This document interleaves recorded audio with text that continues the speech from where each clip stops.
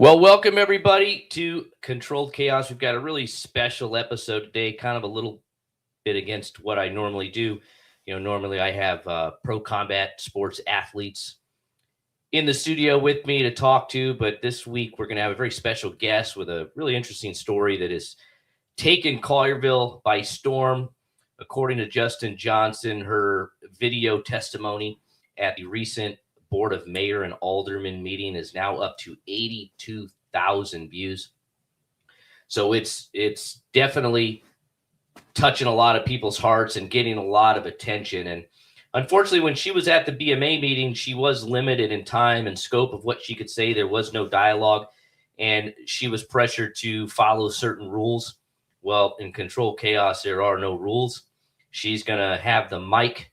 I do want to say that as a candidate, she is not endorsing me at this point for anything. This is not about my candidacy. This is not about her endorsing me. This is not about anything about me. It's 100% about her and getting her story out and her husband's story out to an audience. We've already got a lot of viewers coming in, so I think this is going to be widely viewed. So without any more hesitation, I would like to bring in our special guest, Kim Reis. Hey, what are you saying? I'm not a professional athlete? Well, we can take you over to T's house and have you hit the bag and test you out, all right? So, Kim, getting up and talking in front of people, I know they say it's the hardest thing for people to do. More people are scared of getting up and talking in front of people than being seen completely naked. That's how scary it is for you. Right. And not only did you do that, but you also got other people's time. So you were able to address the board this week at the Board of Mayor and Alderman. You were able to do that for 9 minutes, and you passionately talked about your husband and his position. But like I mentioned, your comments were limited. Your time was limited. There was rules to what you could and couldn't do. There are no rules today. And we've got a lot of people watching. A lot of people have been looking forward to this. And I want to turn this over to you. So let's go through exactly what happened. Sure. So my husband worked for the public utilities department at the town hall. We moved here. So there's a lot of things going around that some people in the town hall are being targeted because they're not from around here. Well, I don't know if you can tell by my accent. I do have a radio background, so some of my accent isn't there. But if you talk to my husband, he parks his car everywhere he goes, So we're from Rhode Island, little tiny state in the Northeast. And we moved here just about 5 years ago, this September, to follow our first grandchild. So they said they were settling here. It was after COVID, and they were going to settle here. And her family, my daughter-in-law's family's from here. So we followed them and chased them to Collierville. And so from being an outsider, we were welcomed in this town. I've got to be honest with you. I grew up in Rhode Island. I knew everybody. I couldn't get out of a grocery store in less than a half an hour because I was talking to everybody. And then we came here and we met this group of people, great people, and they took us under their wing and we became friendly. So my husband wasn't working. I work at home no matter what. So I came here, continued working, and I just told him, get out of the house. I said, you're really slowing down my commute, man. I'm like, I would get to the coffee pot, he'd be there. I'd be at the microwave, he'd be there. So he ends up getting a job at the town hall, working in the planning department. And he loved it there. I mean, talk about work family. I said this in my speech at the town hall, at the town meeting. I mean, that he would throw bowling parties and spouses, children, we paid for it. And it wasn't us, trying to brag or anything. It was just getting people together, and some people couldn't afford it. And it was like, it didn't matter. You just came, you went bowling, and everybody got together and we had a great time. We did that 2 years in a row. And then this position became available in public utilities. And so he had worked for the town hall for 2.5, almost 3 years. He went for the position and they brought him on, and he loved it. It was in Rhode Island. He worked at machine shops. He ran a propane company, and working here, he was just like, people were like, you work for the town? Oh, what do you do for the town? And what are they putting, what's going on with Chick-fil-A, and all this kind of stuff. And he felt important. He felt like he was part of a group and a bigger family than he even had in Rhode Island. So started at the Public Works. Everything was going well. He was kind of making it his own, creating these, spreadsheets and checklists, all the things that were being dropped prior to him starting, counting how many fire hydrants they had, making sure, all those things that were not being done on a regular basis, he was having done. So he was doing a really great job, and they decided to give him a promotion.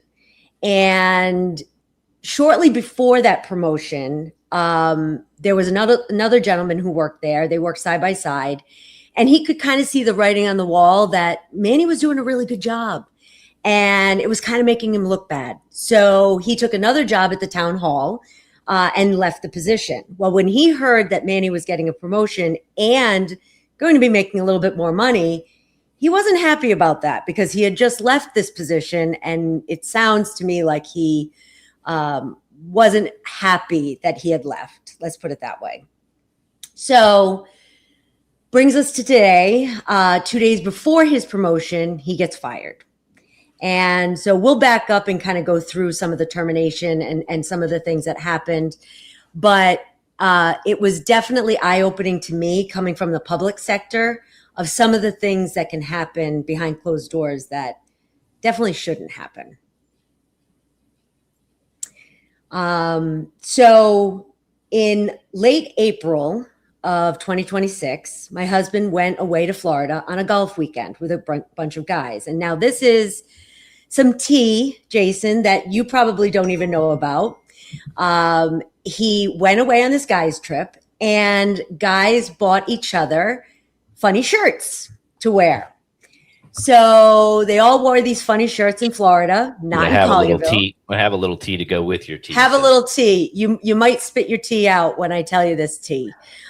So he went to Florida, and they had a great time. They were golfing, and he was given a shirt. Everybody was given a shirt, and they had to wear it. It was a private resort.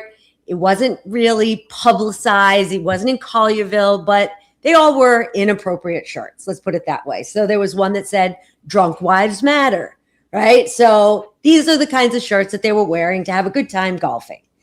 And my husband was given one that says, "I heart midget porn." Now, not something I would wear. And we've talked to some aldermen, and not maybe something that they would wear, but they were having a good time.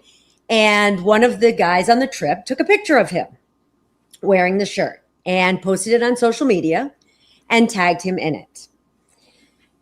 Within about 20 minutes time, he got a call from HR saying, "There is a picture of you on social media. It doesn't look good for you being a town employee." And my husband was like, "What picture? I don't even know what you're talking about." And his friend was there and said, "Oh, I put something online. Oh, I put it on Facebook." And so within seconds, the picture was taken down. And the HR director said to him, "This is not a fireable offense. There's nothing in the handbook that says anything about this, but it just doesn't look good for you. And I wouldn't recommend that you have it on there." And he said, "Absolutely, it's down. It will never happen again, whatever." So he comes back from the trip, and somebody in the office who had reported this to the town administrator, which started this whole thing, she was upset about this shirt, was also upset about some other things happening in the office that didn't involve my husband. And so she was the one that reported the shirt. And so instead of waiting for HR to get back from his vacation, they decided to have this full-blown legal investigation. So this starts after he gets back at the end of April, probably early May, mid-May, starts this series of private interviews behind closed doors between an attorney, an ethics attorney, and a single person. So each person was called in one at a time. They were interviewed. HR was not present. There was no witnesses present. There was no town manager or town administrator present. There were no aldermen present. There were no managers present. It was just the attorney and the person that was being interviewed. So I have my husband's termination letter, which is dated June 29th. This is after the full, and I'd like to know, Jason, and maybe you know this, can we find out how much that investigation cost taxpayers? Yeah, we're going to have to put in a Freedom of Information Request Act to do so, but there's got to be a cost associated with it. There had to have been a cost because there were over 20 interviews. They happened over several weeks. You got A to figure report. everyone getting interviewed is on the clock. They're on the clock. The attorney is probably getting paid something. I know it was a town attorney, but she doesn't work. She doesn't get paid by the town directly. It's through her work. So this expensive, investigation starts with this shirt. And the reason I bring up the shirt is because I don't want people to think we're holding anything back. He wore the shirt. He admits to wearing the shirt. He was told it's not a fireable offense. But immediately it was taken down. He didn't post it. He didn't agree to having it posted. And the person that posted it is a nice guy and has done nothing but apologize daily to my husband for posting the picture of the shirt. So I will read to you the very first reason that my husband was terminated.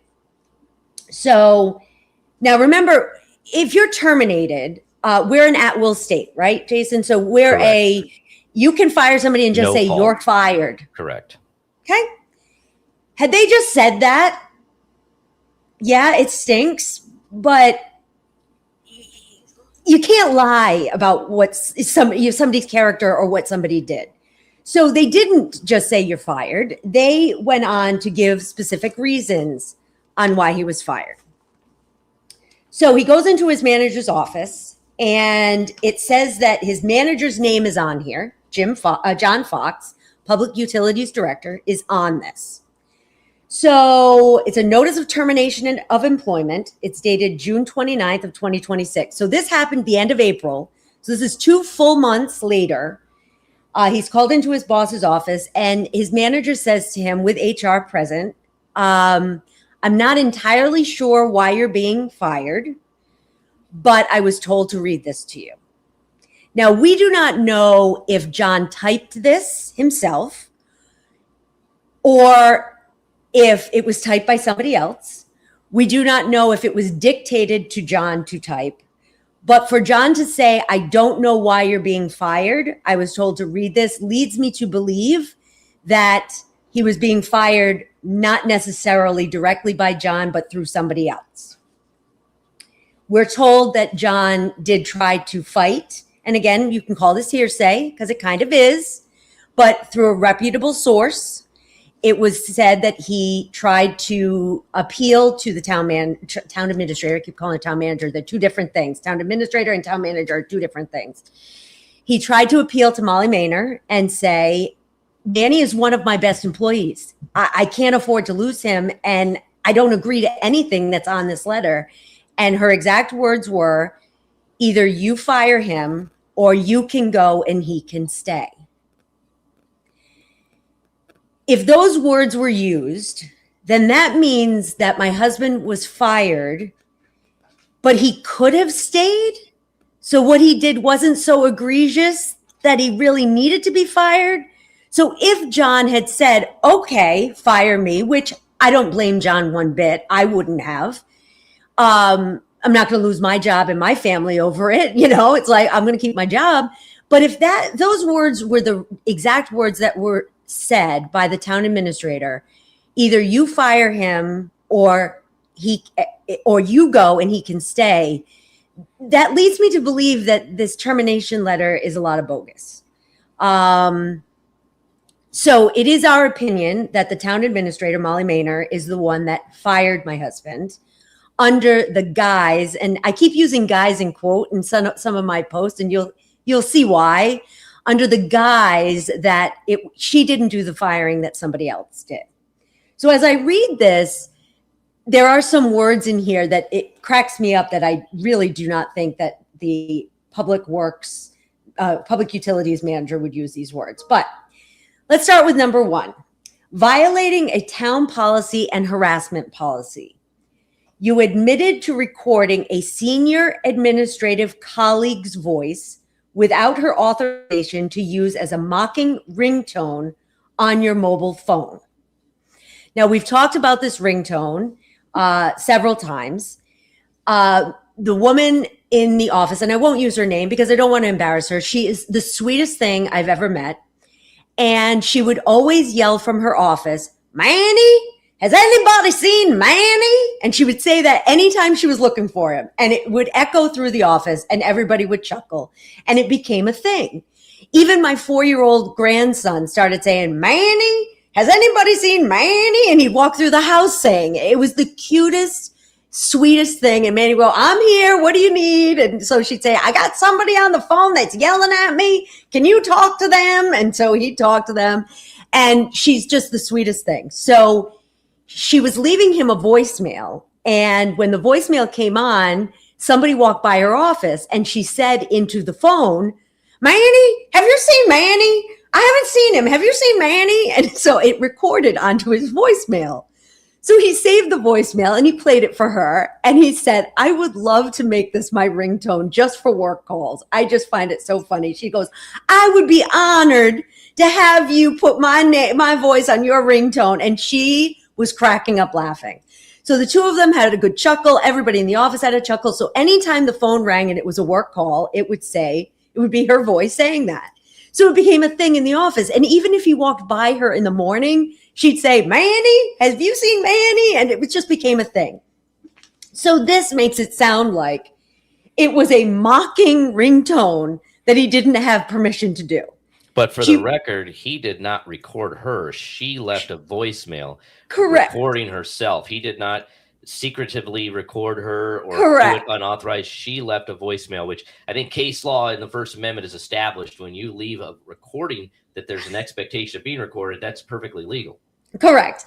And not only that, but she also wrote a letter to the board and to Molly and gave a copy to my husband saying she gave him permission and she likes it. So the very first bullet point on the reason he was terminated was completely false. Completely false. And it says he admitted to recording it without her permission. He didn't admit anything to anybody. Just established that's false. He didn't record it. Right. So it said he admitted. So this is in the interview with this town attorney, which specifically says he admitted to doing this, recording her voice without her permission. So check one, as a friend of mine says, check. Okay, we've checked that off the list. That is wrong. So, okay, so that's the first thing. The second one is about the shirt. Furthermore, you actively maintained an inappropriate social media presence, which included posting an offensive t-shirt slogan, I heart midget porn, that directly led to unprofessional interpersonal friction and conflicts with department staff. Now let's break that down. Actively maintained an inappropriate social media presence. Okay, if you look at my husband's Facebook page, first of all, he very rarely posts anything. And if he does, it's usually of a 4-year-old or a 2-year-old who he loves dearly. Okay, so saying you actively maintained an inappropriate social media presence is false in itself. A picture was taken of him without his permission, and he was tagged in it. It directly led to an unprofessional interpersonal friction and conflict with department staff. That photo was up and down in the time it would have taken me to, go down the hall, get a drink of water, and come back. It wasn't even on. So I'm not sure where the interpersonal friction and conflicts came from that, because it was on for my husband said maybe a half an hour tops. But the moment he got that call from the HR director directly to his cell phone, it was down. So I'm not sure where the interpersonal friction came from, but he admitted he wore the shirt. He admitted it was on Facebook. He did not post it. And HR said it was not a fireable offense. So why this is on his termination letter is confusing to me. Question for you on that. Does he identify himself as a town of Carterville employee on his social media? That is a good question. I know it is on his LinkedIn. I can't say for certain. There could be people commenting they are going to go check his social media. I can't say that for certain. I'll be honest with you. He typically doesn't participate in social media all that much. So for him to update something like that would be shocking to me, but I couldn't tell you that for certain. And the reason I ask it obviously is if his personal social media is his personal social media, that's bottom line. That's the end of the story. It has no connection to his work whatsoever. Correct. And so he never posted anything representing himself as the town. Let's put it that way.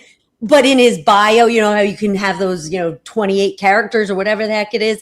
I can't promise you it doesn't say that. I don't want to talk out of turn. Now, if he posted the shirt while driving a town of Carterville vehicle and on the clock, that's one thing.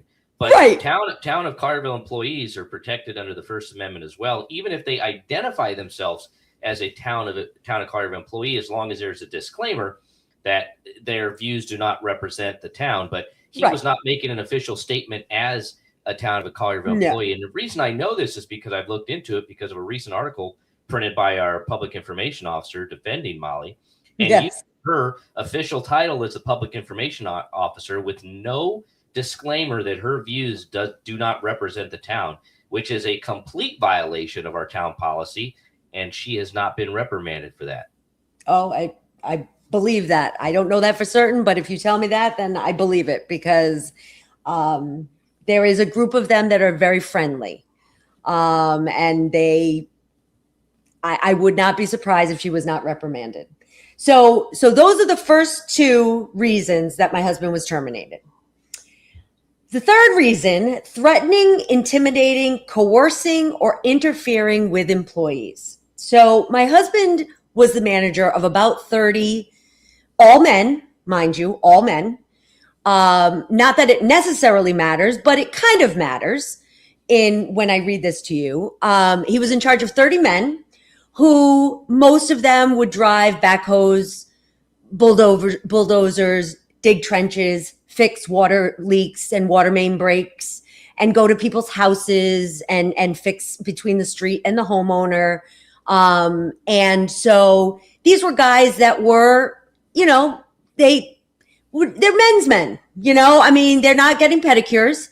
They're typically, my husband did just get a pedicure, by the way. I made him do it. I want to point out I do them too. And exactly. Okay. But I mean, these guys, they were a group of guys and they got along really well. And most of them got along, really well. Some of them were more friendly than others, but, in all, they got along well. So it says multiple employees reported a persistent pattern of disrespectful, unprofessional, and abrasive communication on your part, my husband, including shouting at and belittling subordinates. You have further contributed to an isolated, now please remember, this was written by the Public Utilities Director, John Fox, supposedly. You have further contributed to an isolated, cliquish, and hostile bro-like department culture categorized by inappropriate workplace practical jokes. Now, I'm not from the South. I have talked to a bunch of people from the South. They said to me, I'm not even sure I know what cliquish means. I had to look up and make sure it was spelled correctly, and I'm a pretty damn good speller. Cliquish and bro-like. I just find it a little hard to believe that the Public Utilities Director would write cliquish and bro-like in a professional termination letter. First time I've heard it used. I'm just saying. I didn't even know how to. My husband read it to me and he kept saying, Kim, what does cliquish mean?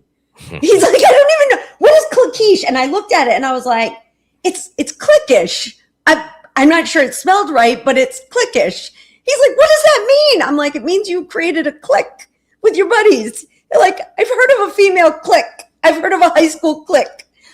I'm not sure that I've heard of a public utilities clique. I don't know. And bro-like, to me, I had to laugh because I said, I've only said hello to John Fox. I don't know him personally. I've heard great things about him. He's a fantastic manager. It's somebody that you can talk to. He works really hard to move the people that he works with up the chain of command, even outside of work, other people. He's a mentor. And I just can't imagine him saying bro like either. And what my husband said was, it's a group of 30 men. Like, you want me to be gal like? I don't know what bro like means. And he really truly wanted a definition of what bro like means. And nobody in charge could give him that definition. So I've had termination letters. I'm not perfect. I've been in the media and marketing and sales, for 33 years. My son's going to be 34. So 33 years. And I've been terminated. I've never seen a professional termination letter like this to say cliquish and bro-like. Well, and to think that cliques don't exist. They exist starting in kindergarten. You know, when you have a couple friends and other kids hang out, that's cliques. It's just we get along with certain people. We can't just all be friends with every single person. That's going to happen till the day you die. Correct. There's going to be a group of friends, and you can call it a clique, you can call it bro-like, but that's just human nature. Right. And then even the practical jokes. My husband can do a practical joke. And I want to rewind a little bit here where his disrespectful, unprofessional, abrasive communication, including shouting and belittling. I've been married to my husband. It'll be 31 years next month. Let me tell you something. There are many times he should yell at me, belittle me, scream at me, call me names, and he does not. I'm not saying he's a saint, but I deserve sometimes to be yelled at. And he'll just say, you know what? I'm upset with you and I'm going to take a walk and I will come back and I'll talk to you later. Like, I've been married to him for 31 years. I've never seen him or heard him belittle a single person in my entire life. And I guess where I'm coming from is you go from the town hall where you worked amongst the town, the chief of the fire chief, the chief of police. They're all in the town hall. They all walk around. Alderman, the mayor, Molly, big important people come through there all the time. If he didn't do that working 2.5, 3 years at the town hall, then why all of a sudden did he get this job? And now he's a screamer and he's a yeller and he belittles people and all these things. And the town really does a great job at sending mental health. Your health care has these free mental health and teledoc. And if you ever need anything, my company does it. If you need mental health, if you have troubles or anything, we're here to help you. If I'm HR and I am in the town hall and I've worked close with Manny and I find out that he's screaming and yelling and slamming doors and belittling people, my first thing is not to fire him. My first thing is to call him in and say, Manny, this is out of character. What's going on? Like, is something going on at home? Like, this is just totally out of character. So if you care so much about everybody's mental health, if he went from a mild-mannered Manny in the town hall to this boisterous, screaming, temper tantrum, belittling person in public utilities, you would think you would care about his mental health. And there was none of that. And if you did care about his mental health, you go and fire him? Like, if you truly thought he was having a mental breakdown, which was not the case, then you just go and fire him. You don't sit down with him and say, this is out of character. When Molly Maynard started here in 2022, we had lived here a year and we knew what it was like coming into a new town.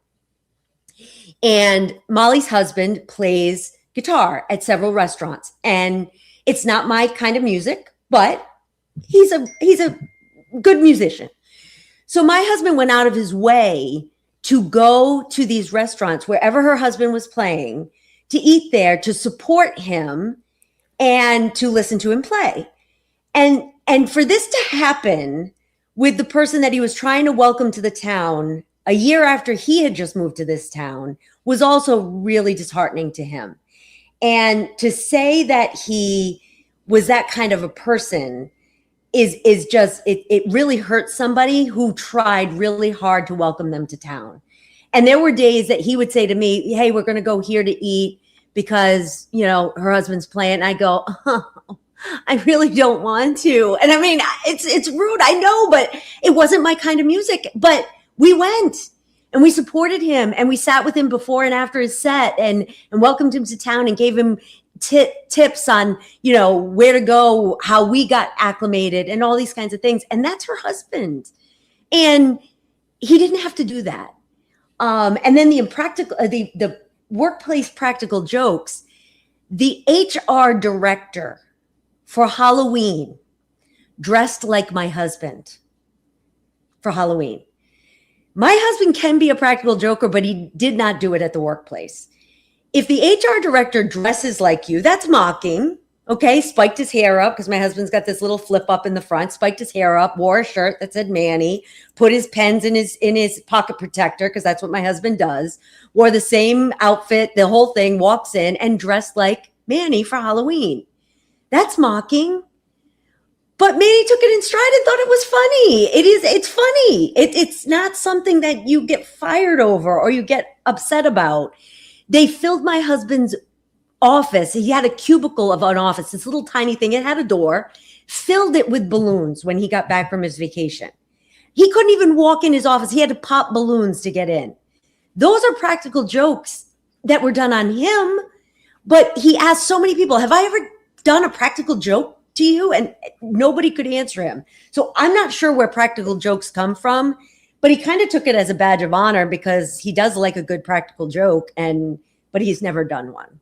So that's number 2, was belittling and abrasive communication and all these kinds of things, which I say, if he was doing that, they should have dealt with that at the time it was happening, not later. It also goes on to say that it says the investigation revealed significant, documented violations of town policy, professional standards, and the core expectations of your role as a supervisor. He asked for his personnel file, and there was not a single warning in that file. So I'm curious what was significant. I'm curious where it was documented that he violated the town policies, professional standards, and core expectations of his role as a supervisor. That, I think, to me, is the most egregious thing and comes off as a blatant lie, because if it's documented, it's in your personnel file. And there were a lot of similarities with Chief Selberg that said things like that, documented violations. I'd like to see them, because I know we tell each other everything, and he has yet to tell me he's ever gotten any kind of a written warning at all, except for the phone call he got from HR about the shirt, and it was, take it down, it's not a fireable offense. And he did. Well, in regards to the shirt, I'll see if I can bring this comment up. James actually commented on the situation. He said, I'm the goofball that posted it. The picture really wasn't well thought out by me. We were a group of guys having fun. We had the inappropriate shirts, but I was riding in the backseat of Manny's truck and Manny was driving. I could overhear the conversation when he got a call from the boss or whoever it was saying that the thing needed to come down. And I took it down before Manny even got off the phone and thought, oh my gosh, I hope I haven't got Manny in trouble. So Manny didn't post the picture. He didn't approve the picture. He didn't take the picture. Somebody else, and because he tagged him, it showed up on his timeline as a video, the picture he was tagged on, but it wasn't even from his account. So how can you get blamed? I mean, if I'm out running with no shirt on and someone takes a picture of me and posts it and tags me in it, it's not me posting an inappropriate picture. Someone else posted it of me. But that means that you maintained an inappropriate social media presence. I just don't understand these words. They don't jive with what happened. This one is also kind of funny. So when he got back, he looked at his friends list, because supposedly it was an anonymous call from a town citizen complained about the shirt. So he was just like, wow, okay. That's the first thing he heard. But later it was an anonymous note was left on Molly Mayner's desk telling her about the shirt. So he started looking through his friends list of people that he's friends with within the town. And there is one woman in the office that has had trouble with a lot of people in the office. And a few days before the shirt situation, she was sent home by the director, not by Manny, and it had nothing to do with Manny. Her being sent home had nothing to do with Manny. He doesn't even know why she was sent home. All he was told was that she was sent home and she was not happy about it because he could tell by the way she was leaving. So she went directly to the town hall after leaving instead of going home. We know that because of people that called and said she's here and she's really upset. Nobody really knew why she was sent home because it was a private matter between her and the director, and she went right to the town hall. So a few days later, this is where the shirt had been brought up. So he started going through his friends list and thinking, I probably shouldn't be friends with some people on Facebook if they're not happy with me, clearly. And so this was refusal to cooperate in an administrative investigation. So refusal to cooperate. During the formal interview with outside legal counsel, now remember it is Manny and legal counsel. There's nobody else in the room. You demonstrated an explicitly argumentative, defensive, and uncooperative demeanor, initially refusing to answer questions relevant to the investigation by claiming it was none of the investigators' business. It's none of your business, supposedly is what he said. I've never heard my husband say it's none of your business in my life. So his explanation was, she asked him, are you friends with your coworkers on Facebook? Some of your coworkers on Facebook? And he says, yes. And she said, have you unfriended name of person in office? This woman. And he said, well, I don't see how that's relevant to this investigation about my work and what I do for the town of Collierville. She said, I'm asking you, did you unfriend blank name? I'm not going to throw her name out there because she's fairly innocent, I guess. And so he said, I'm not sure how this is relevant. Could you please tell me how this is relevant to my workplace, and I will answer the question. And she said, I ask questions, you answer them. He said again, I just want to know why this is relevant. And she said, okay, I'll write down that you refuse to answer the question. And he said, well, I'm not refusing. I did unfriend her. And the investigator said, so was it over the shirt?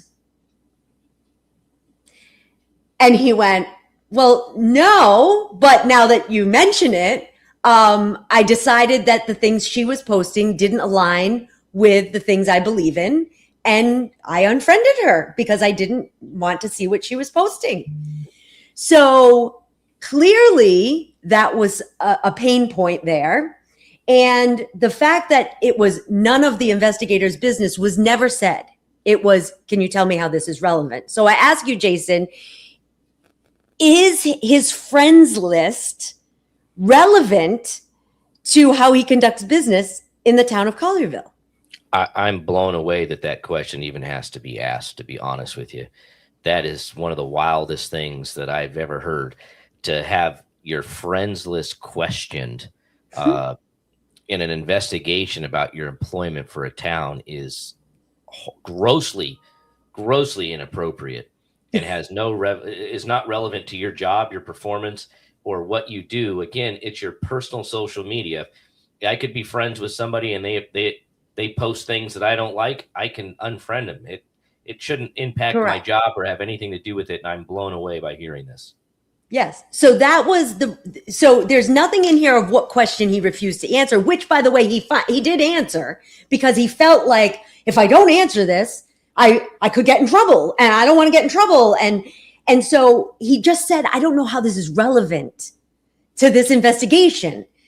And she took it as, you're refusing. And you said, it is none of your business. He goes, those words never came out of my mouth. And he wishes it was recorded so that he could play it back. But it was him and this investigator, this attorney that works for the town, with no other people in the room. And when HR came back from their vacation, they asked to be part of these interviews. Now that he was back, he missed a couple of them. And he was told no, that he could not participate in any of the interviews. He has yet to see the report, the full report that we've spent money on. The town of Collierville spent money on this report. You cannot tell me it was free. Nobody has seen this report. Nobody has summarized this report.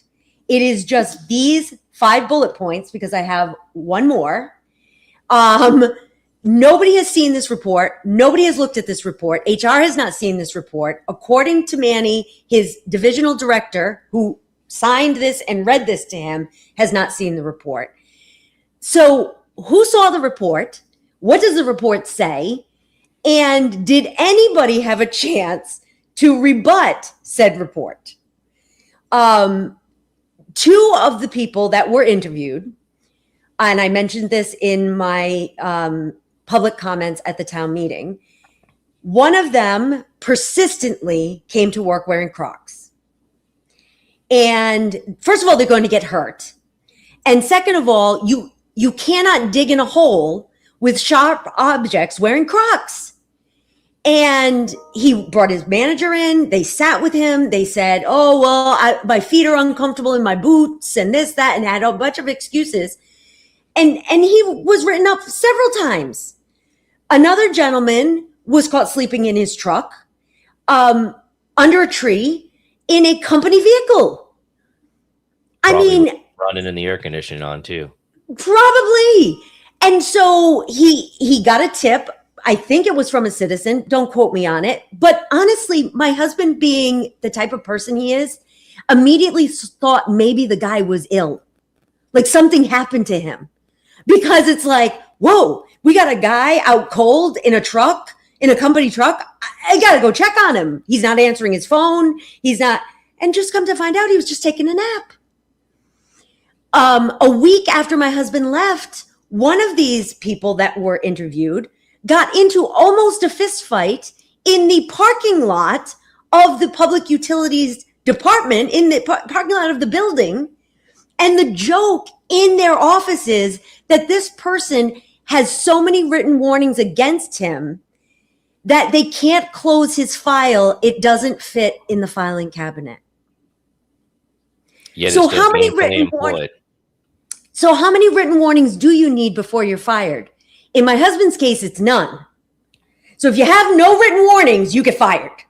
but if you have a whole bunch, you get to stay.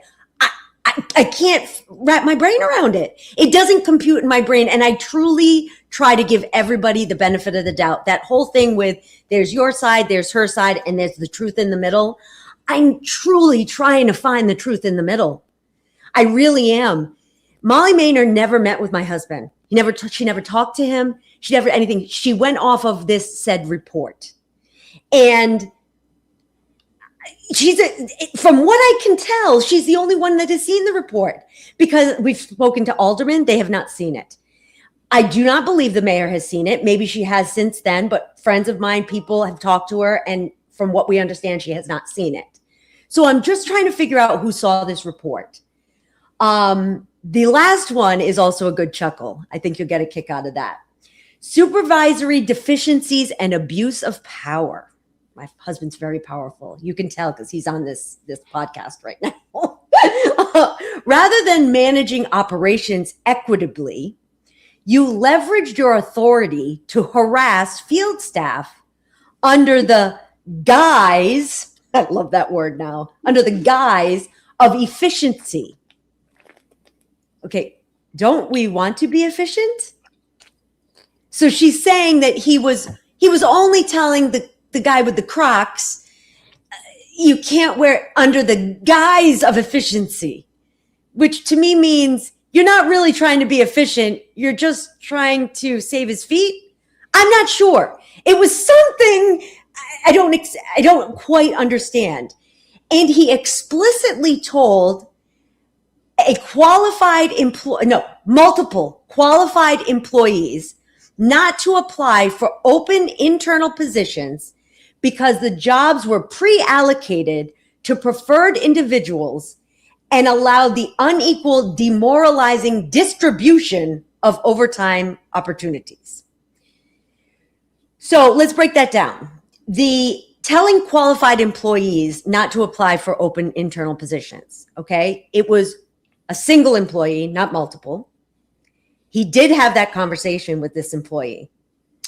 This employee wanted to be, I don't know the correct term. My husband's probably listening. He's going to say, Kim, you're supposed to say, but he wanted to be basically like the head operator of some machine. Backhoe, my grandson calls it an excavator, whatever. He wanted to run these machines.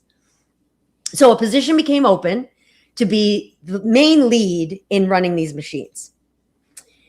He came to my husband. He says, I'd like to apply for this position, yada, yada. And my husband wasn't even the one doing the hiring. He was just being a mentor. So my husband says, well, if I were you, I would not apply yet. He said, you're still practicing. 2 weeks ago, you backed the backhoe into a brand new town dump truck that they had only had on the lot for a week. The fact it was so damaged, it had to be sent away to be fixed. That was 2 weeks ago, this gentleman backed into the dump truck. Last week, you were driving around downtown in the square and you ripped down all the wires next to, what's the ice cream shop, Menzies? Right by Lost. He had the bucket up instead of down and ripped out all the wires up and down the side alley, knocking everybody's cable, internet. There was no electrical wires, thank God, but knocking everything down. That was the week before. So he said to this gentleman, if I were you, I wouldn't apply right now because there's still an investigation going on for what happened. It probably isn't a good idea for you to be in the spotlight right now. I'm just giving you some advice as a young person trying to move up in your career. You can apply if you want, but you're probably not going to get the position. Now, Jason, I thought that was being nice to this guy, but it's come up that it was demoralizing and telling him not to apply for internal positions. Well, I mean, like you said, that was just being a mentor. If a guy runs a 20-minute mile, you're probably not going to encourage him to go enter the Boston Marathon, right? He's not ready for it. I think it's kind of the same thing. You have documented evidence that he wouldn't even have gotten the position, being the training that he's had and the qualifications, and it's just telling someone, don't waste your time, don't get your hopes up. And this is why. But in here it says multiple, and explicitly told multiple qualified employees. Okay. He wasn't qualified. Nice person and maybe qualified someday. But if you backed into a dump truck 1 week and you ripped all the wires down the following week, probably not going to get that position right now. You need a little bit more practice. And my husband actually set up an area behind the building on slower days for anybody that would like to practice because they want to be an operator, to practice in this dirt area, and would say to them, go practice. It's on company time, but go practice, get better at your craft, and then show me what you can do, and we'll try it on the real street. Like, he encouraged them to practice in this area. Pick up that one rock and place it here. Don't hit anything. And he would let them practice. And some of the guys would take advantage of it and a lot of them wouldn't. The other thing was the distribution of overtime opportunities. They had a meeting with everybody, including the director, saying, I want everybody who wants overtime for overnights, especially water main breaks, whatever, to raise your hand and let me know. We'll put you on the list first. Nobody raised their hands. So then he has to start appointing people and saying, okay, I'm going to need 3 people tomorrow night who wants to be on call. So to say he didn't give overtime, he only gave overtime to certain people. Well, that's because they didn't want it. And if he forced them to come, he did at one point tell one guy to come. He had to come at 3:00 in the morning for a water main break, and he showed up in Crocs. So he couldn't even help. My husband was out there, and my husband's not the one who is the one doing all this work, but he would go out there and support his guys at 3:00 in the morning in the pouring rain. The recent ice storm, he knows how to run a backhoe. They needed an extra operator. He called all of his guys. Hey, this is overtime, double time, whatever. Do you want to come? He called every single one of them. Not a single one wanted to leave their house in the ice. They said, we can stay home and get paid. Why would I go out and do that? So my husband put on his boots, left me at home, and off he went. And started breaking up the ice at the town hall. It was a very big deal that they had to break up all the ice at the library, by the way. I mean, I don't know who was going to the library in an ice storm, but they had to break up the ice at the library. So he went there and made sure he broke up the ice at the library because he was asked to. So this is the kind of stuff. These are the 5 bullets that my husband was terminated for in an at-will state. But I have yet to see one that is so egregious. Listen, if he had gotten a written warning, he probably would have been upset because they were still bogus claims. But he would have accepted it and said, okay, you slapped my hand. You told me. Now I know you don't like these things or whatever, and I'll learn from it. And it is what it is. But to not even get the opportunity, A, to have a warning, or B, to even stick up for yourself. For people who sat behind closed doors, one of the gentlemen in a management role went into his interview. He felt so accosted by this woman that he said to her, I'd like to stop this interview because I feel like I'm being interrogated and I feel like I need representation. So my question is, what was she told before these interviews? Because she came in angry. Like she walked in that door and every person that came in, she was angry with. And her questioning was angry. I've talked to a bunch of them that to my face have said to me, I walked in and I felt like I was like in front of a judge and a jury, like I was going to go to jail. Like she was talking so down to them, and you don't ask questions, you answer my questions. This is the way it goes. I'll take my notes and I will give my report to Molly, and that's the way it goes. So the investigation sounds tainted from the beginning. From the beginning. Someone came in with an idea of how they were going to make it sound, and they did that. Exactly. And then the right to appeal. So he gets terminated on June 29th. We were leaving the next day, June 30th, to go on a vacation back to our home state in Rhode Island. So they knew he was leaving on vacation the next day. They knew he was leaving for, including the weekend or whatever, it would be 12 days. His promotion was supposed to start on the next day, which was Wednesday, the 1st of July. So he's terminated on June 29th, 2 days before his promotion is supposed to set forth, which is bizarre to me. You get a promotion and then you get terminated 2 days before. But then it says he has 10 days to appeal this disciplinary action in writing to the town administrator.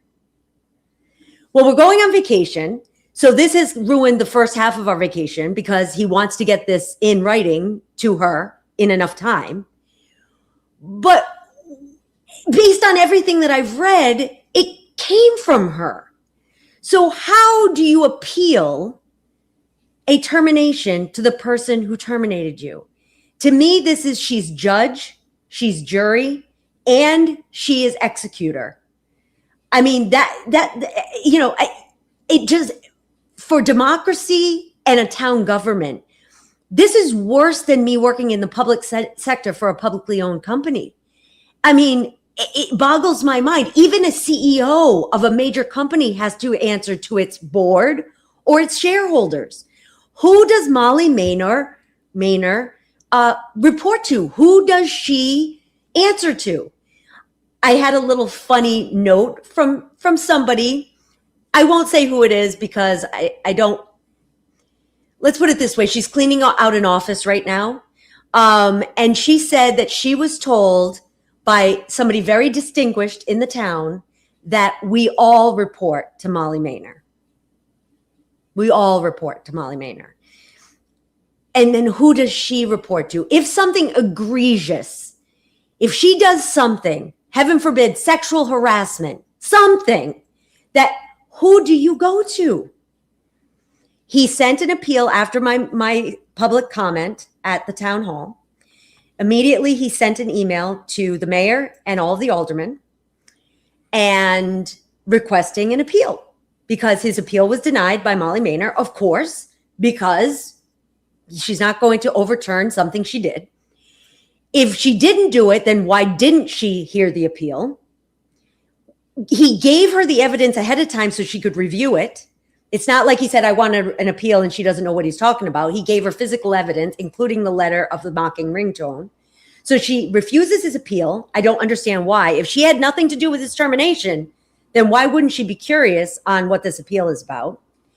He sent a letter to Molly and to the attorney asking for a copy of the report, and he was denied. But this report is cited throughout his termination letter on the reason of his termination was because of this report. Well, I should be able to see this report if that's why I was fired. So he was denied the appeal. So he sent it to the mayor and the alderman requesting an appeal from them because he read the charter and the charter said that she is responsible to them. He was denied per Nathan Bix, who is the attorney for them. He got a reply from the attorney, not from the board and alderman, denying his appeal.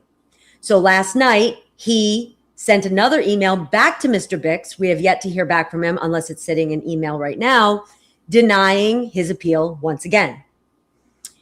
So I'm not sure. I'm at a loss because who do you appeal this decision to? And because he was terminated in such an egregious way, he can never work for the town of Collierville again, even if he wanted to. And it's so blatantly unfair. The person who left Public Works went to a job site. So he left Public Utilities and went to a job at the town hall, no longer working for Public Utilities at all. The day of the interview for 2 or 3 of the gentlemen, they were at a job site and he was seen pulling them aside, talking to them for a half hour to 45 minutes just before their interview. What was he talking to them about? Why was he at a job site? Why was he taking work time? These guys were supposed to be working. They weren't on break, and took them away from their job for 45 minutes, 30 minutes to 45 minutes. What was he talking to them about? And this same gentleman was the first person to apply for my husband's open position the day that I did want to circle back to one of the bullet points that, you know, when your husband gave advice to the guy not to apply, he didn't stop him from applying. All he did was tell him that it's not the best thing for him to do. There was nothing physically stopping him. He didn't have to approve him applying. And that was a common thing I had in their house. It would always be funny. The lowest performing guy or the laziest person or the person with the worst attendance, when a promotion would come up, they would want to apply for it. And I would tell them, you don't stand a chance. You're not going to get this job. You're one tardy away from being terminated. Right. You're in the bottom 10% of performers. Why would I promote you over anybody else? It's not. Don't apply for it. But that doesn't physically stop them from doing it. Just like your husband didn't physically stop them from doing it. Correct. Being honest with someone for some reason has turned into a bad thing. When you tell somebody that, you know, what the truth is or what your opinion is. We don't sugarcoat things anymore. You know, I'm a military guy. We didn't sugarcoat things. Your husband's older. He grew up in a time where you didn't sugarcoat things. You tell people the truth. You rip off the Band-Aid and tell them the truth, and that's it. Right. And I hate to be stereotypical, but we're also from the Northeast. And in the Northeast, we typically don't sugarcoat things. We just say, get the heck out of my way. You know, like that's what we say. We don't say, how's your mama? How's your kids? How's your grandma? And then get to business. We just get to business. And I've had to learn that. And I feel like I've done a good job learning that. My good friends have all taught me, Kim, slow down. Ask how people are doing before you just get into it, you know, but it's how we roll. It's just, and it is different. The South runs a lot slower. I joke about this time. I went to Kroger for the first time, drove by myself. I was so proud of myself in a new town. And this guy cuts me off like I mean, right off, and like pulls into Kroger. And I was like, okay, he's in a rush. I go in, I park, I'm walking in. The guy hands me, the same guy who cut me off on what is the Kroger Street, whatever. Byhalia, right? The same guy that cuts me off on Byhalia. I come walking in, I see him, I know it's him. He hands me his card. He says, "Here you go, dear. I'll get the other one." And I'm like, "You just cut me off on the street, but but it's just in the South." I got a bag of cookies, and the cashier's beeping thing, and she goes, "Oh, do you know how much fat's in these cookies? Have you read the label on this thing?" And I'm like, just pay for the cookies, but they want to talk to you. They want to, help you. And so we've gotten used to that slower, slow pace. But my husband is, he's a lot less direct than I am. I'll tell you that. And he listens a lot better than I do. And he listens more than he talks, but he is also proud of the way he mentors people. And he did not prohibit him from applying. He couldn't prohibit him, even if he was, He couldn't prohibit him. You can apply for whatever you want. He just said it's probably not a good idea, especially with everything that's been going on. And the investigation over you doing these things is still, because I'm sure the guy had to go for a drug test. I'm sure he had to be checked out to make sure that he wasn't, under the influence while he was driving the, whatever. He was still standard going through, SOP, absolutely. Right. So he was still going through that process. So you're going to go apply for a position in a bigger, I don't understand what happened there. Unbeknownst to us. So we are fortunate that we have met a lot of great people. As you can tell, I'm very shy. And so we've met a lot of great people, and they have really, I can't say enough things for the friends that we've made, and how they have come forward to us, helping us move. We actually rented a house and moved across the street, and they all showed up, and each one picked up a piece of furniture and walked it across the street. And it was in record time because we had so many people, and we bought the pizza and they moved the furniture. And it was, and they'd only known us for a short time. We've been invited to so many different bonfires and things we've never experienced. And we've been so fortunate to have such great friends. And when they heard what happened, and you saw James Crocker, even, the person that posted the picture and felt badly about it. When they heard what happened to Manny, they came out in droves, sending letters, sending emails, requesting in-person meetings. Molly did not meet with anybody in person. My husband just requested, not even an appeal, just, "I'd like to meet with you in person. I just would like to talk to you." Nope, wouldn't talk to him. He came to the front desk, and the front desk receptionist, sweet as anything, gave Manny a fist bump, said, "You go get him, Manny. She's the cutest little thing," and went back there, and Molly refused to come out to even take a piece of paper from him. The mayor was cordial. She did meet with people in person. I know of one specifically, but there may have been a few more. But people wrote snail mail letters. They wrote emails. They sent direct messages.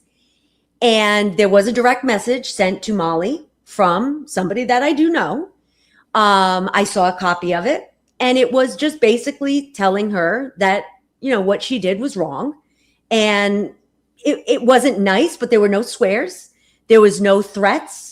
There was nothing that would be anything that you would remotely feel like I should call the cops because I'm afraid for my life.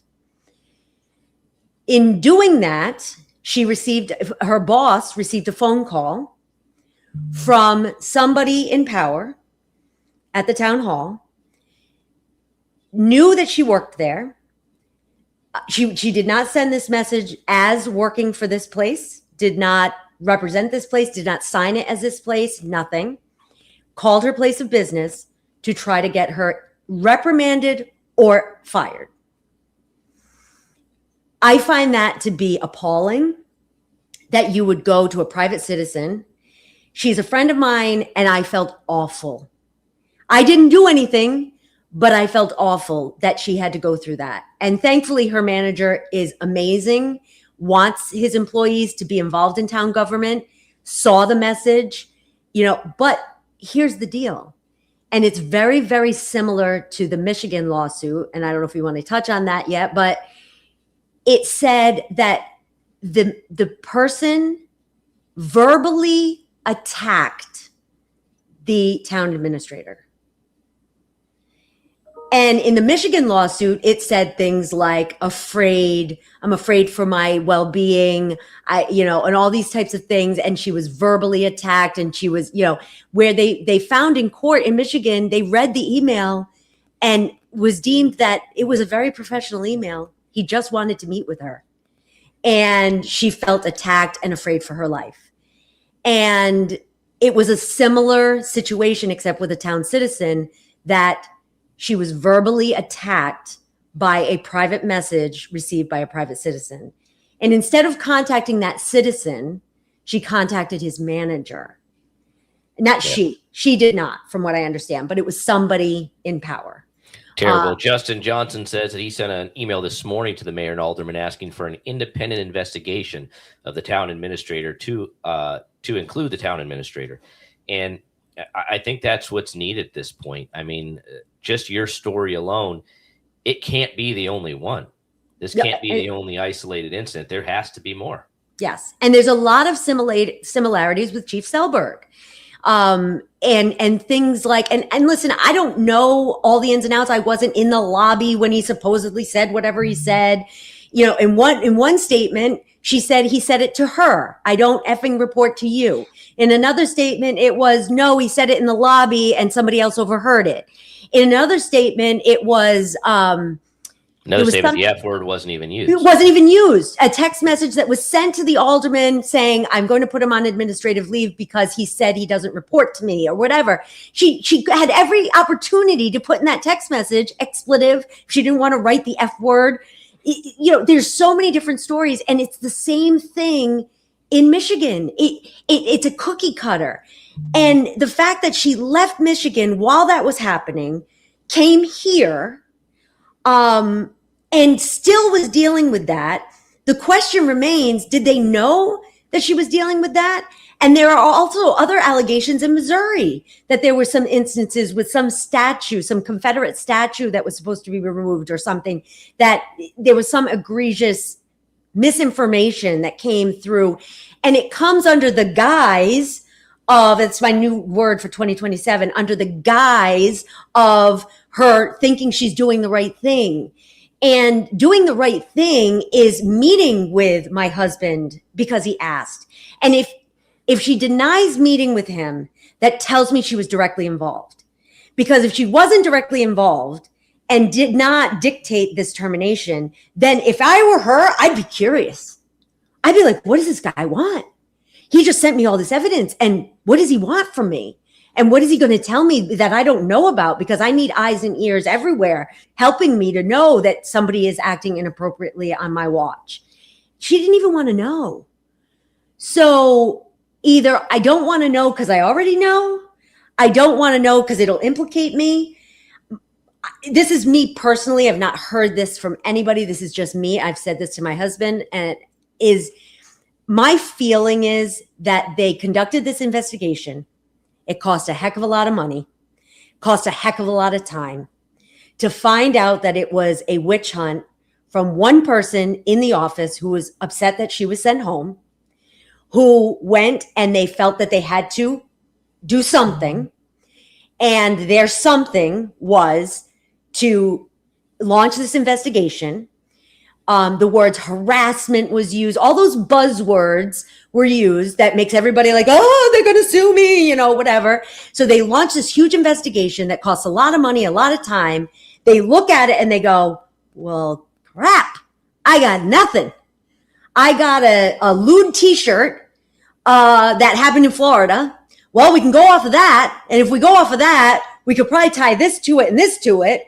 Because I've got to do something. I can't go to the board and say I spent all this money and it resulted in nothing. So it's got to result in something. And Manny was low-hanging fruit because he's not from around here.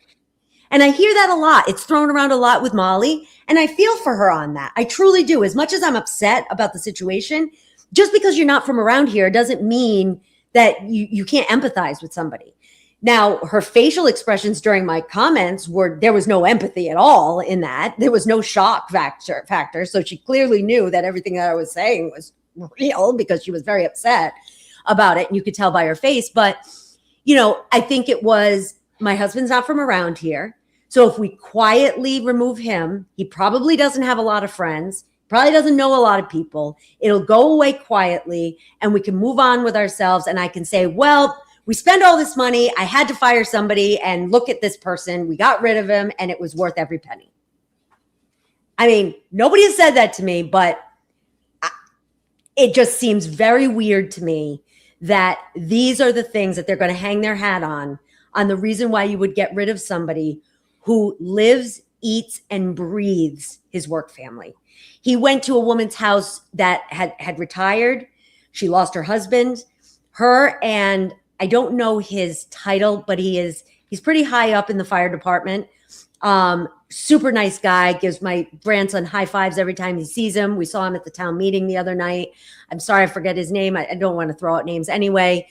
But my husband heard that this firefighter, manager, whatever, was going to this woman's house because she had ants and it was eating away at all of her eaves and her house was crumbling around her. And my husband heard that this guy was going to go there and help this woman who, again, her husband had passed away. She retired. She was beside herself, the love of her life. And my husband called him and said, can I go with you and help? Now, we had plans that Saturday. And this is me being, I'm the mean one. I'm like, come on, Manny. I'm like, we were supposed to go somewhere today. And my husband, I need to go help. That's what I need to do. So I am the one that's going come on, don't help another person. Come on, let's go. But that's Manny's personality. And he is not one to tout his own horn, but he is a hard worker.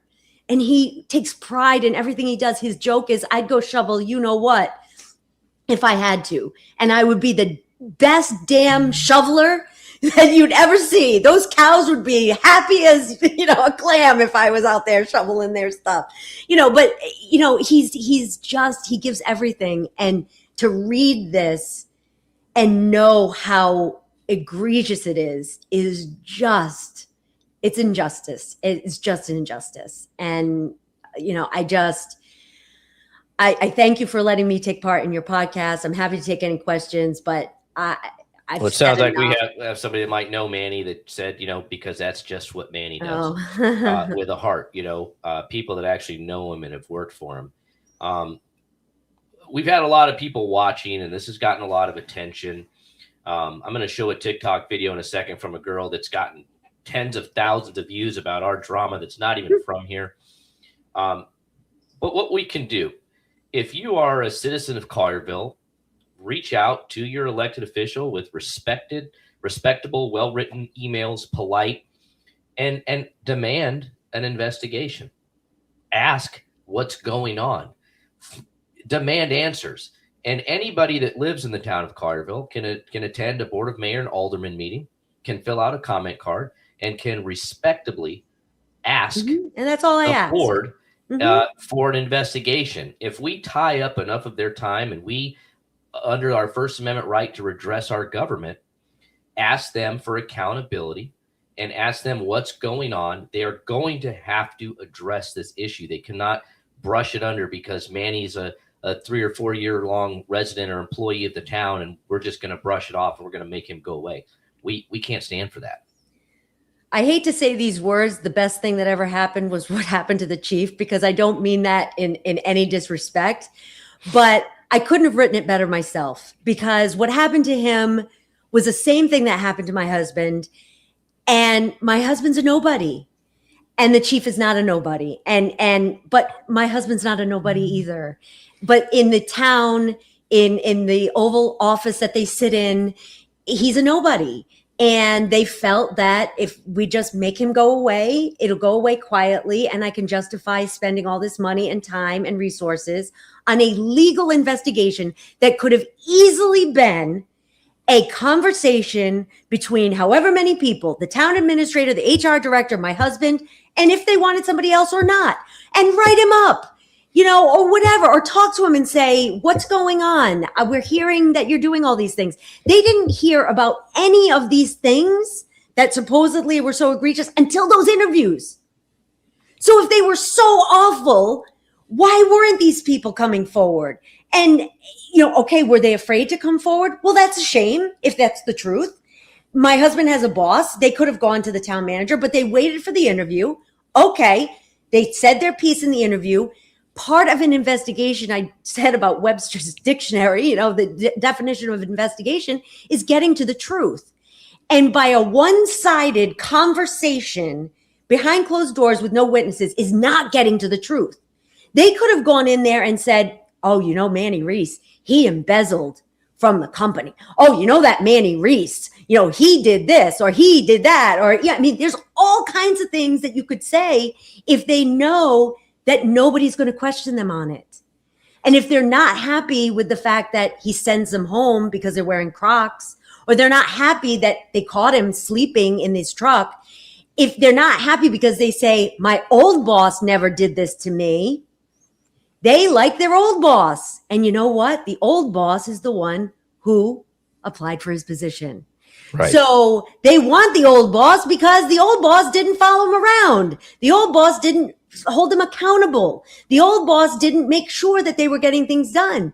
Now, my husband did not go out there in 110 degrees and say, work, make sure we got to work. Like, he would say, take breaks. Make sure you have enough water. You have my cell phone. If you need anything, I'll stop and get it. If you need ice, I'll go to Kroger.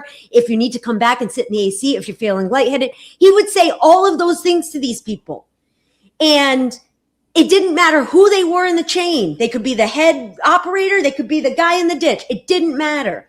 He would always look out for his men that were in the field, because in cold conditions, rainy conditions, hot conditions, it's not fun. But there were often times my husband was standing there right next to them, making sure they were doing what's right, but then also making sure they were all okay, especially some of those bigger jobs that could be dangerous. And so he's got to watch out for their safety. He can't have them just, screwing around and messing around. And so they wanted their old boss back because their old boss let him do it. And the reason the old boss left is because he knew he was probably going to be next. So he quickly jumped to another department before the writing was on the wall. And now he wants to come back. Yeah. And look, I get, working in hot conditions. I was in Iraq when it was 135 degrees, wearing full body armor, getting shot. God bless you. But I get it. And we signed up for the job, though. So right. People are out there doing the job in miserable conditions. That's what you signed up for. Llewellyn Mills, she's pointing out that who's going to be paying for the two fire chiefs? We are. Us as taxpayers are paying for two fire chiefs basically right now. We're paying one to not do the job, and another one we're going to have to pay to do the job. So basically we're paying $320-something thousand for a fire chief this year. And who's paying for that? Us, the taxpayers. But we have a city dump that we can use, but it's only open 4 hours a week on Saturdays from 8 to 12. So when your garage sale's over, it's already closed. So now you can't go throw everything away. You got to wait for the next week. Right. And your neighbors are complaining because you piled it on the edge of the street. Yep. And so now your neighbors are complaining, and it's a vicious cycle. $168,000 could have been used to put a person there full time for 5 years at that point, or extended hours. It's an absolute waste of money, and it's terrible. And let me see if I can bring up this video for us real quick. I am back with an update for the Collierville fire chief shenanigans that I told y'all to go read about on the Facebook, okay? So apparently Molly and Maureen have been teaming up to get all kinds of people out of their respective positions for, no good reason. I ain't seen one yet, okay? And so somebody named Mr. Reis, I'm not sure what he did in Collierville, maybe utility. I don't know. Don't quote me on that. But his wife got up there and handed Molly and Maureen a dose of reality.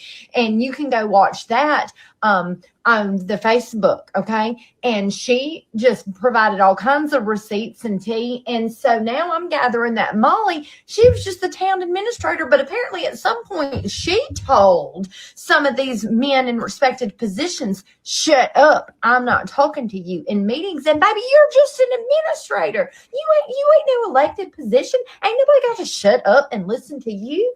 Then I saw somebody said, Mo and Molly got to go, and that's short for Mo being Maureen, who is the mayor up there, okay? Because nobody likes them in Collierville, and from what I understand, everybody loves the fire chief, okay?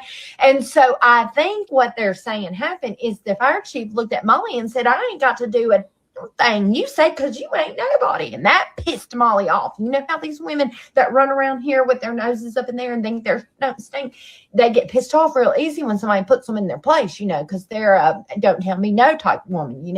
So anyway, that pissed Molly off, and now I'm telling y'all what, the whole town of Collierville is like, "Molly, get out of here. You ain't even from here. You don't even go here." And I agree, sitting down here in Hernando, Mississippi, "Molly, we don't like you. We don't like you. We don't like you're a bully. You're a mean girl, and you done drug Maureen down with you. And Maureen, if you knew what's best for you, you'd shit up next, and you would get out of Molly's back pocket. First of all, why has Molly got so much control over the town of Collierville? How's she firing and getting rid of all these people with no due process? And then y'all ain't even providing the families when they request the due process, the paperwork, if you will. You ain't even giving them that. Gosh, dog, I'll tell you what. I think y'all need a real big fat slice of mini pie, also known as humble pie. So anyway, if y'all ain't been over there in Facebook on the last couple of days and looked at Miss Reis's to the board, she went before the board to defend the fire chief and everybody else. She clocked them. Y'all need to go watch it. Also, let's get some yard signs like that guy said. I don't know who he was. Somebody said Molly and Mo got to go. That's somebody around here make some yard signs so the people in Collierville and put that all in their yards. And we'll start with Molly and just work our way down from the top, because a couple other people said they don't think it's just like they think somebody is, egging Molly on, like she ain't coming up with all this audacity on her own. So we'll see. And I'd like to say I do not know that woman, so Yeah, I do not. I don't even know who she is. Yeah, she had another video go viral about it, and again, she's not even from here. But we're making the news. People are seeing the drama and everything, and I just desperately ask all the people that are watching this to please redress your government. And let's demand answers, because you can go back and watch Kim's video, but I think this interview's obviously been way more thorough and has a lot more information that she couldn't get out in her 9 minutes of speaking in front of the board, having to borrow 6 minutes from other people. And we can't let this slide. We can't let this be buried. We've got to stand up. So Kim, what do you want to see as the outcome of this? Do you want your husband to get his job back? What do you want to see happen? Well, I mean, we all joke about, I want to see her get fired. Listen, I don't get off on somebody losing their job. And I don't understand, just looking at her history, why it seems that she does. It's a thing, it's a pattern. I just don't understand it. What I'd like to see done is a whole revamp of how you deal with your employees, and what the chain of command is, because this is not the first time. I've been reached out by other wives. I've been reached out by other employees. There was a gentleman, I think it was a year ago. Again, he was swept under the rug because he wasn't around the chief situation, and he tried his best to appeal it, worked for Parks and Recreation. I've been contacted by him as well. Yeah. So I've gotten a lot of response from it, of other people that this has happened to, and they deny their appeal. But yet the handbook, and I don't know if it says it in the charter, but I do know in the handbook, it specifically says not only just a appeal, but then a hearing. So you can appeal to the person, then you get your chance of a hearing. Democracy is due process. That we're founded on that. And the fact that the town is a government entity and does not go through the same due process, whereas a claim is made, witnesses are called, evidence is presented, final outcome. I mean, that is just 101. That is just the basic 101. I have heard that she brought at least one person, if not more than one, from her previous position into the town hall. And that person, or at least one of them, is infiltrating into some of these divisions and coming back with, he said, she said things. I would like Molly to carefully consider the fact that some things get lost in translation. I do not think this pertains to my husband directly, but if you're sitting in your office waiting for somebody to report back to you with something, they're definitely going to spin it their own way, and you're probably going to miss out on some things. Maureen, and the whole Molly and Mo gotta go and stuff. I'm not here to make anybody gotta go. I just think that the whole system, I think we discredit the people that make this town run. Everybody looks at, it's the mayor, the BMA, the mayor, and the alderman. Everybody's got, yes, and they're elected. And I get that. And, and you're going to be running. And, I get that, all of that. But there's the guy that is, the town hall's landscaping is beautiful. It's beautiful. That guy gets, talk about thankless job that the, public information officer put, that the town administrator has a thankless job. Let me tell you something. There are a lot of thankless jobs in the town. There's a lot of thankless jobs in the public sector. This guy comes in there and he gives it his all, and he makes sure that that grass looks the best it can and every flower is blooming. I see him there whenever I pick my husband up for lunch or whatever. There's a lot of thankless jobs, but they're still workers. They're still working hard, and they still care about the town. There are going to be those instances where somebody needs to lose their job. They're late all the time. It's egregious. There's harassment. There's all those things. It's going to happen. But use the evidence. This whole thing, she did the same thing in Michigan where she said, under oath, well, I clearly relied on my people and I didn't read, I clearly didn't read all the details of the report. Well, did you read all the details of this report? And if you did, was it accurate? My husband didn't say none of your business, Miss Attorney. He didn't say none of your business. He said, I don't know how this is relevant. Those are two totally different sayings. And so did you read the whole report?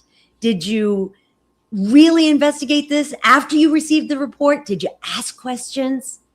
It doesn't feel that way to me. Well, so, Jen brings up the point. How about the city conducts the same investigation for the manager and they just believe what everybody else says? Right. And don't do a thorough investigation. I thought about that the other night.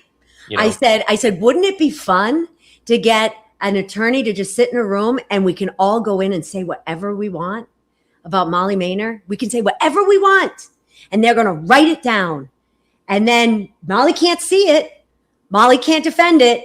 And you just go to Molly and you just say, not only are you terminated, but we're going to just tell everybody why you were terminated. And we're just going to taint you. And by the way, you can never work here again, with a big old smile on her face.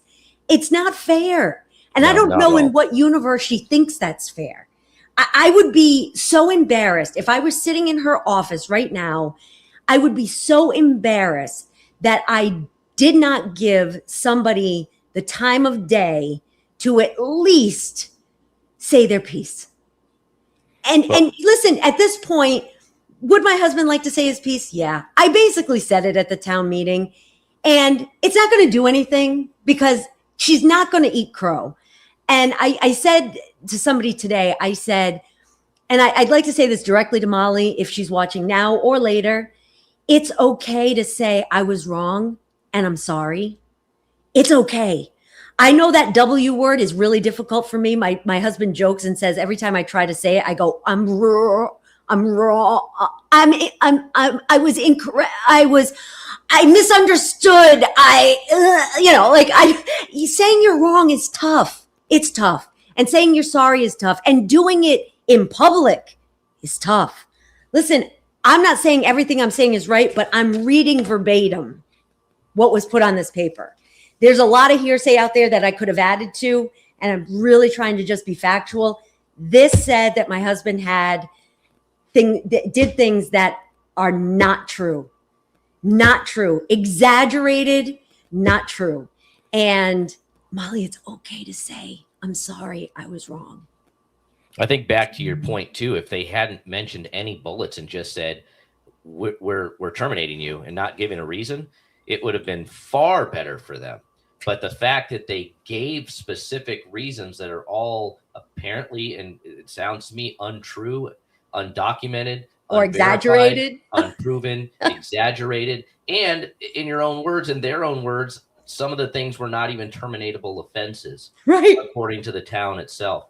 So, I would love to see not just an acknowledgement of the wrongdoing. I'd love to see him get his appeal. I would love to see him get to tell his side of the story, even though we've heard it from you.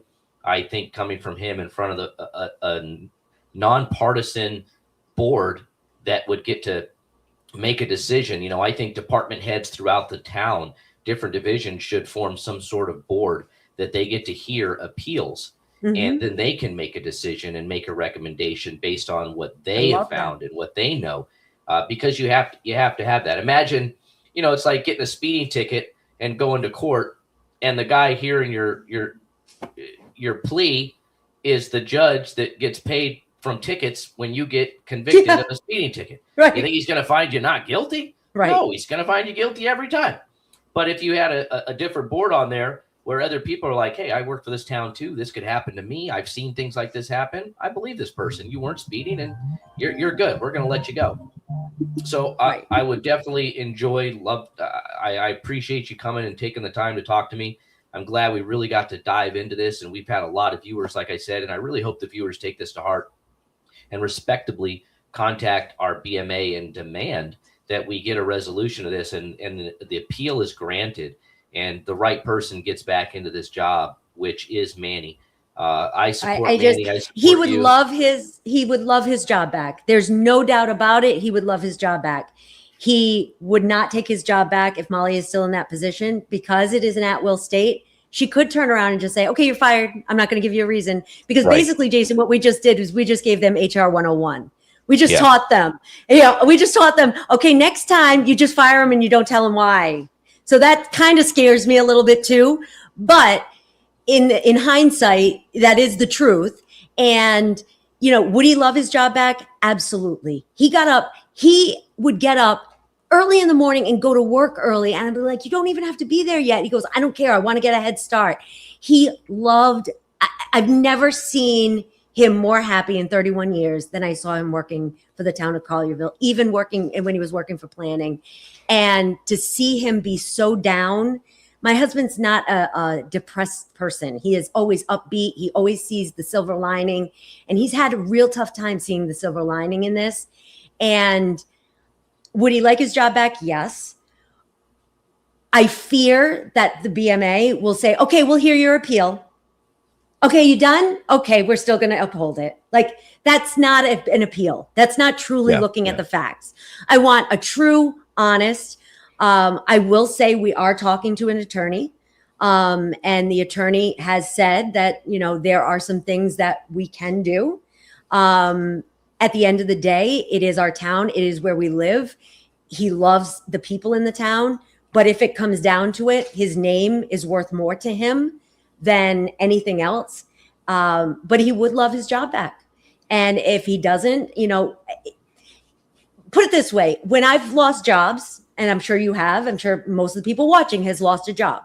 And typically they say your health insurance will continue until the end of the month, or we'll extend it an extra month, whatever it is. He was terminated on the 29th of June. At 11:59 p.m. on the dot, the timestamp on the email from the medical insurance was, you are no longer covered. Effective immediately. Here's all of your, what do they call it? You can do Cobra. Cobra, yeah.